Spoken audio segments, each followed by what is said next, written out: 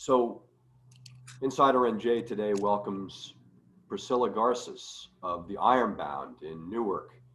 And we'd like to talk today about some of the issues related to people with disabilities in the pandemic. And maybe could I start, Ms. Garces, with how you've been coping with this pandemic and dealing with some of the crises and some of the challenges of these times. Well, for me, I would say that I count my blessings every day. And I count my blessings every single day because of the fact that, I have my family around who's very supportive and who is able to help me out and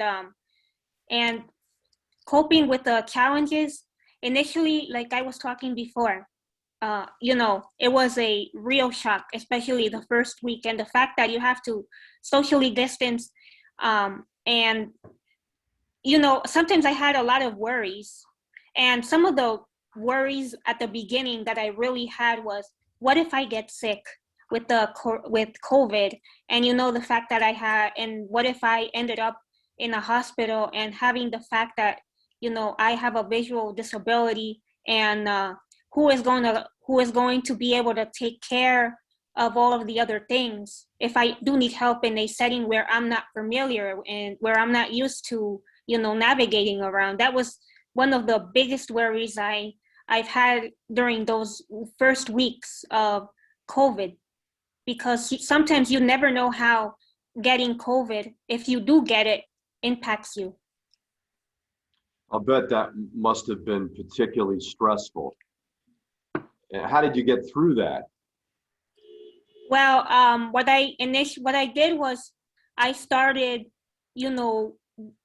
writing different things, writing different thoughts on my notes. And I also started getting involved with different activities as well. Staying involved and staying focused, so that this way I can be less distracted by all of the different things that I have been hearing about the COVID virus and about the different statistics. So I try to do other things, and basically try to stay calm and relax and think, and just hope for the best, basically. Well, you're a thoroughgoing policy nerd. You're someone who is always thrilled to learning about new things and particularly learning about public policy. And if you found that during COVID you've had more time to investigate and explore some of those subjects that you love? Yes, I did. I did have a lot of time to, talk to people who have different disabilities. Also, like, read a lot of different things, whether it's, the latest news about the whole situation about COVID, or, read about the latest, the policies about people with disabilities, and, what has been going on during the pandemic, and do some writing. Basically, that's what I have been doing. Well, could you tell us a little bit about what you've heard and what you've learned from other people with disabilities about their challenges in these times? A, and B, what might be done legislatively to improve the lives of people with disabilities? Well, there are a lot of COVID. The whole year has been very, very challenging for a lot of people, but especially for the people with disabilities, because practically there are a lot of some of the policies that cater towards the people with disabilities have been pretty flawed. And this whole situation that has been happening during this whole year really magnified and exposed all of the different weaknesses that the different policies have had. And for example, one of the policies that has been flawed is about the education aspect. The fact that everything has gone virtual, people assume that it fits everyone, and it's not true, because it's not a one-size-fits-all approach. Because people with disabilities, there are some people who have learning disabilities that are more significant, and virtual learning doesn't work for certain people. There are other people who need to really learn in person, one-on-one, in order to learn the basic skills. And sometimes virtual learning isn't very effective. Especially another thing is that people who have visually impairment like I do, learning virtually, I mean, it works because I can hear, but if I have to see something that is on the screen, or if somebody does like screen sharing, then that is something that is very hard because my screen reader on my computer doesn't really access images or any information that is available, especially if somebody is sharing a presentation. Sure. Yeah, it's really been challenging, hasn't it? Trying to interact with people virtually. It has been challenging, but I'm the type of person who always sees the silver linings, because when when you do things virtually, first of all, you have an advantage because then you don't have to travel as much. I don't have to be able to arrange transportation if I have to go somewhere. Plus, there is less risk of, if that does happen, of contracting the virus, because you are not in less contact with other people since everything is virtual. And also, another thing that I see is that you reduce the pollution in the environment. So that's another advantage as well. Well, you've always been very keyed into the environment. Maybe you could touch on that a little more. The environment and global warming in particular have always been areas of concern for you. And what are you seeing in terms of how the pandemic has impacted our world? Well, there are positives. I remember one morning. One thing that really struck me was one morning we were eating breakfast, and then all of a sudden there was like thousands of birds. Just hearing the sound of the birds Oh, chirping, thousands and thousands of birds. I've never heard that before. And and I was telling my family, look, these bird, look outside. And they're like, oh yeah, there's thousands of them, thousands flocking right next to where we are. And and then and then you and then I was like, I can't, this is something that we've never seen before. right. And then I was telling,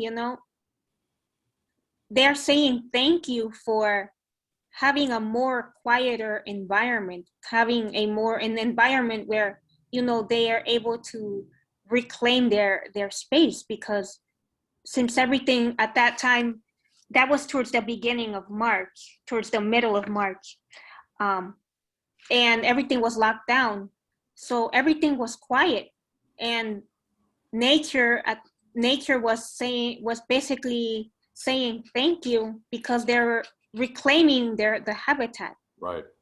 Right. Well, and that was in the Ironbound that you heard these birds. Well, this is at my mom's house. I see. Yeah. Well, what about on the public policy front? Do you see, clearly you see an opportunity for legislators to address the one size fits all deficit that we have with virtual learning. But is there anything else that might be done to make life a little easier during the pandemic for people with disabilities?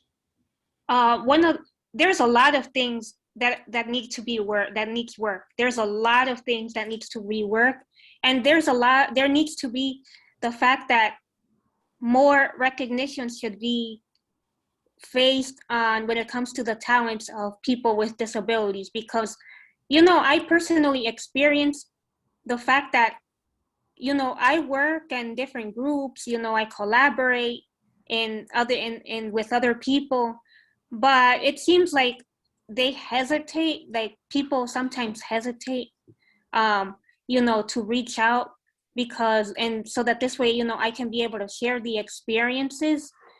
And I want people to, be able to count on me, so that this way I can share my experience, and so that, and even ideas when it comes to policy ideas as well. And because everybody who has a disability has a different experience, regardless of the disability that they have. And they can also, when you hear those experiences, you are able to have the ability to bring forth better policy ideas. Right, right. Have you maintained a public schedule during the pandemic? Certainly you ran for public office, you ran for the school board in 2019. Have you been engaged virtually in dialogue with people in public life? Well, yes, last year towards the middle, I started working with with different groups of disability advocates who have similar ideas as well. And some of the things for example, some of the things that I'm working now are in a couple of different policies, like for example, the workabilities policy, and also the fact, and they have a program uh, where people who, when they work, that program is able to uh, accommodate when it comes to trying to have the people have more assistance. So that when they work, the people who has a disability, they can have more assistance, and be able to fully integrate into their careers, and still have that safety net if they receive any type of assistance. Because sometimes once you start working, if you reach a certain limit, then a certain limit amount, whether it's like income or a certain limited amount, then that public assistance cuts off, and sometimes that is their only safety net. And the another program is the PASP program, which is the Personal Assistance Service Program, that is also combined with the Workabilities Program. So I'm also working with a group of disability advocates as well in So, that area. so in other words, you've been using this time to help people. Why am I not surprised? That's how you've been spending your time. Yes. Well, that is what I'd expect from you. And what about any kind of reading or learning? Have you read any books lately, or you explored any ideas of late? Reading books. Well, for reading books, I use the Audible, which is good. Um, there are a couple of different books which I read about everything basically. Like one of them was about the history of how the history unfolds of when they had the pandemics. Oh, so you've been reading about the history of pandemics, not just this one, but others? Yes. Hmm. Well, because it's something good to know, and I had that curiosity as well, because Right. sometimes when in the history, when these types of crises occur, policies change and history does change, and it reshapes how we view life as well. Yes, it does. And what do you think that you've learned from all this? What's the biggest takeaway to this point about living in a pandemic?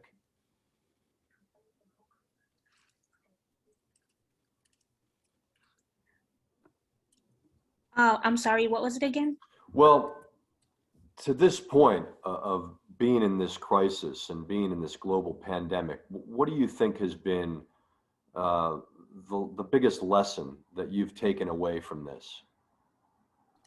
Well, the biggest lesson that I have taken from this is that we learn resilience, and we really, one of the things that I have learned is that there truly are people who are very supportive, that even though you have, there are some people who really help you out a lot and who really empower you.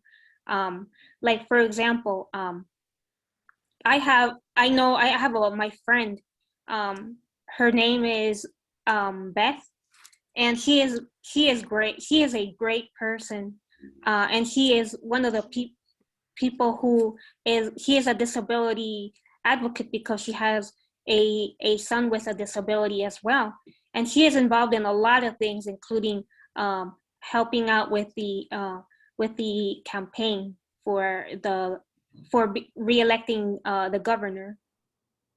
And she has been the one who, helps me get involved, and other people as well.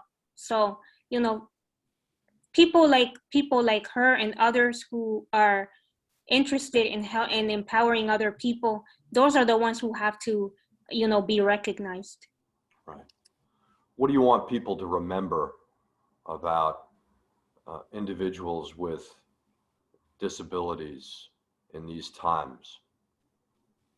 That we one of the things that I feel it's very important, and I cannot stress this enough, is that we also have a voice. We shouldn't be abandoned, because sometimes different policies, they have good intentions of being inclusive, but the problem is that uh, sometimes there are certain things that fall through the cracks, and they don't really they try their best to be inclusive, but they have to be more prepared and learn, and really put somebody who has experience living, whether it's a family member who has a disability and who experiences from the outside, or somebody who personally lives with a disability, to be taking part in the leadership role, because I feel that there is still little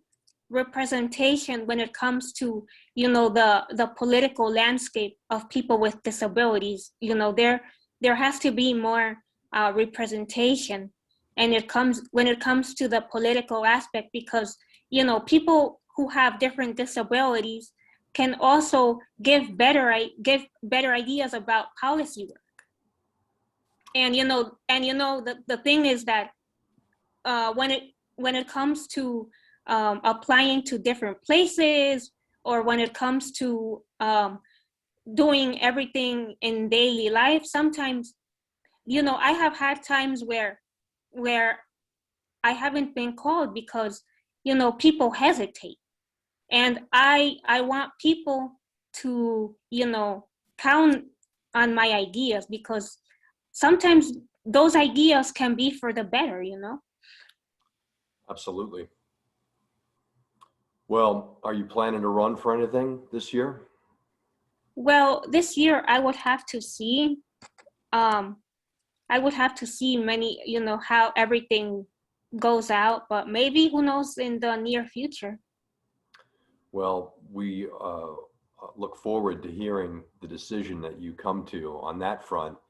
And in the meantime, it's such a privilege and an honor to be with you, Ms. Priscilla Garces, one of New Jersey's most distinguished policy voices. And so thank you so much for taking my call and for making time for me today. I just appreciate it so much. And it's just great to be with you, and it's great to see you.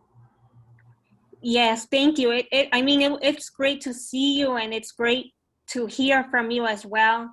Um, and it is, and one of the messages that I want to, give to the community is the fact that one of the things is we have to be more resilient. And one of the things that I've learned is that no matter what challenges you have, there are always people who are able to help out. And this is the reason why I get involved when it comes to advocacy work, and the different groups of people with disabilities and to work and with in different projects with a couple of disability advocates is because, you know, I want my experience to also be out there, and the fact that because I don't want people with disabilities to, you know, have the same. I want them to grow up like I did, with more opportunities as well, basically. Understood. Well, thanks again for your toughness and for your example. I know that so many people are so appreciative, as I am. And so hopefully we can do this again soon. Yes. Yeah. You know, I want to say a couple. Can you hold? Absolutely. I want to say a couple of things too. Take your time. Yes. You know, another thing that I want to mention is the fact that last year I became a mentor for Climate Reality Project. Right. Right. And I did it because, you know, it was a, you know, it's virtual, and not only that, but that is one of the things that I initially planned on doing because, you know, people with disabilities also face even more challenges when it comes to climate change because if there is there is a natural disaster, for example, then there is not there's not much of an adequate response when it comes to having accessible shelters for those people who have different disabilities. And also because I want to, you know, express my awareness about climate change so that this way other people are able to understand the effects and, you know, learn how to protect the environment as well and learn about how we can live more sustainably too. Right. Well, you must have been happy that President Biden re-entered the United States in the Paris Climate Accord and has in fact recognized the threat of global warming. I know you've been on that for a long time. Yes, that is exciting because, you know, climate change is one of the biggest threats, and if we don't really protect the environment, more pandemics will happen. That is inevitable. The more we start going back to the ways that we have been before, of having more I would say, like public transit, or if you fly somewhere, or if people being very, very congested in traffic areas where there is more air pollution, then, you know, there's going to be more opportunities for natural disasters to occur. And not only that, but also the weather has been unusually changing. I've also felt the weather changing. You don't have to be, you know, I always say, you know, you don't have to be blind in order to not see the changes that are happening. You don't have to see it, because even if you're blind, you can still see the changes. Right, right. Well, I know that you're right, and I know that God willing, we'll have more birds, not fewer, to say thank you as we go forward. And I'm gonna turn off the recording device now, but let's stick around and talk a little bit if you don't mind. I'm just gonna end the formal portion of the interview, if that's all right with you. Yeah, sure, that would be good.